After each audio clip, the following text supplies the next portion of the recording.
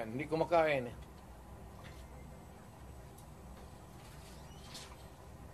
Pero yung sa Congress, wala muna akong may ano. Wala akong pag-usapan pa namin eh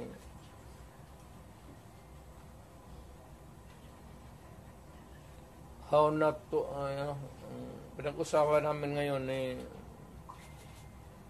Martin Delgra, pati ni forma kami abogado, is how not to destroy a republic.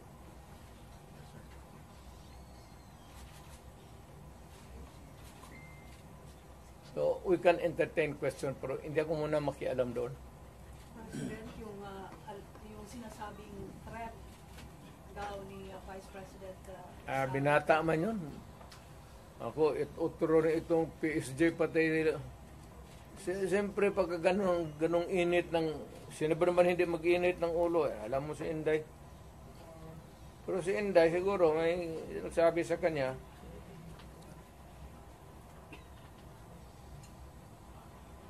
so, who is spicier? You or Inday? ano? Sinong mas isog sa inyo? Ikaw o si Inday? Hindi mo ako isog, yung lang mag-movement ang isog. Maisog. Maisog yun. Kung retired na ako, sabi ko, wala na ako. So si Inday?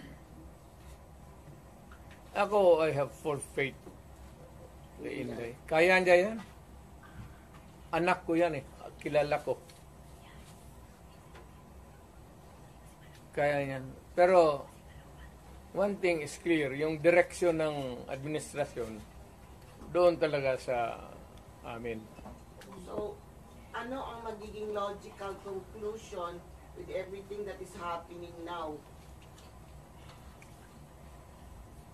Is BBM going to suffer the same fate as his father?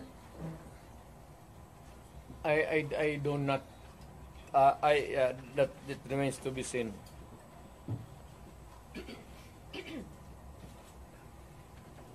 Mayor, is it not a good idea for Vice President Sara to just answer the questions that are being posed by Nag-a-answer nga ng question sila eh. Yung quad man hanggang sira. yung how did she Yes, pina-explain nga niya muna yung ano niya. Kasi hindi pa tapos ang COA. Kaya niya sinulatan na huwag mag-entertain magkuha ng papel kasi yung documents are with COA. So that if COA would, 6 months yan eh, if COA would be asking additional documents, hindi sila magkandarapa, maghanap kasi nandyan na lahat. Iniimbestiga na nga eh. Eventually, mag-testify yan siya. Pero yung mga documents muna, hindi yan trabaho ng... Sir, may mga nag-comment na po sa social media na people power na lang daw po. Is it possible? wag. Alam mo, dumaan ako pagka-presidente. Not for anybody, not for anything else. Meron tayong problema. Malaking problema. Sabi ko, insignificant yung nangyari dyan kay Lopez pati kay Inday. Binata man yung threat, patay-patayan. Pati itong luko-lukong Malacanang, ang problema niyang isa pa dyan, yung National Security Advisor ko noon, si Anyo. Alam mo naman yan, hindi namin kaya yan.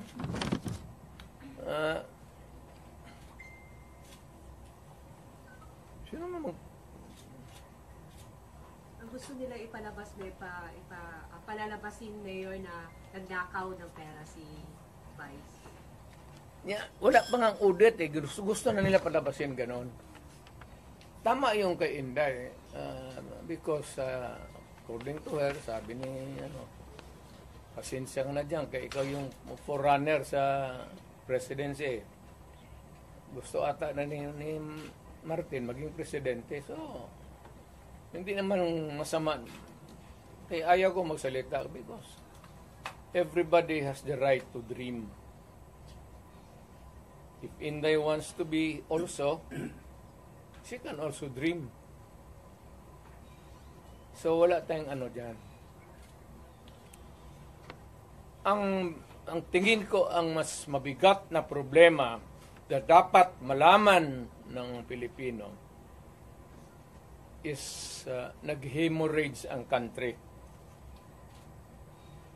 Pati yung PhilHealth nga na hindi sa gobyerno, contribution natin yan kasi kung magpa-ospital ka, noon yung may pambayad ka, depende sa ano mo, category yung rates mo. Kung ibang iyo, dividido ba talaga na full o paglabas mo, wala ka ng bayaran. Yun ang ano noon, yung 16 billion na nilipat nila. That is the most dangerous at dapat putang inestapa yan. Government malverse the money of the people. Ginamit mo yung pera ng ano? And even Congress cannot do that. Trust fund yun eh. Galing inyo yun. Ako pati akin. Contribution yun natin para pag nagkasakit ka ng cancer, uterus, may pang-opera ka.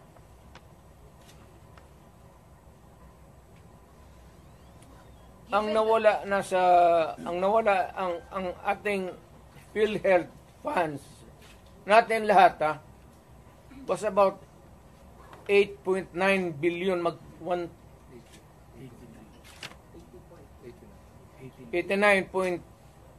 89 billion.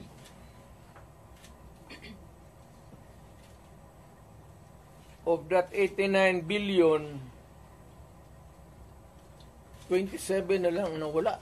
27 na lang ang natira.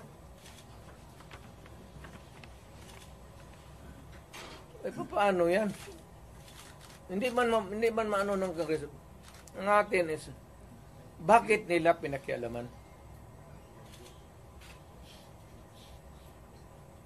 Pero Mr. President, if you see that this may estafa case, na yan, ang problema ganito, if we're going to file a case sa court, but the justice system, the court is a government thing.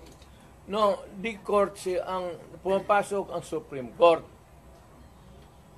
Kana hinintuan nga na sila eh. Huwag mong pakialaman yan, kaya hindi yan inyo. Ako, fiscal ako, ang alam mo, minalbers nila yung pera eh. Ang naiwan kasi 29 billion lang. Out of the 89, 29 na lang. Saan ang pera namin? Sabi daw, binalik Mayor. Ano, ibalik mo, wala mang pera. Maghiram nga ng pera eh. Ang gobyerno na ito, walang project.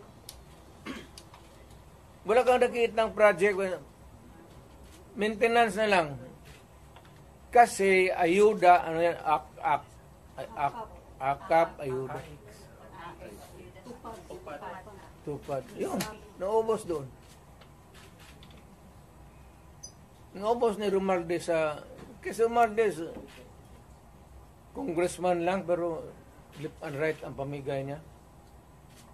May tag 5,000 kayo ngayon. Nakita ko sa TV kagabi.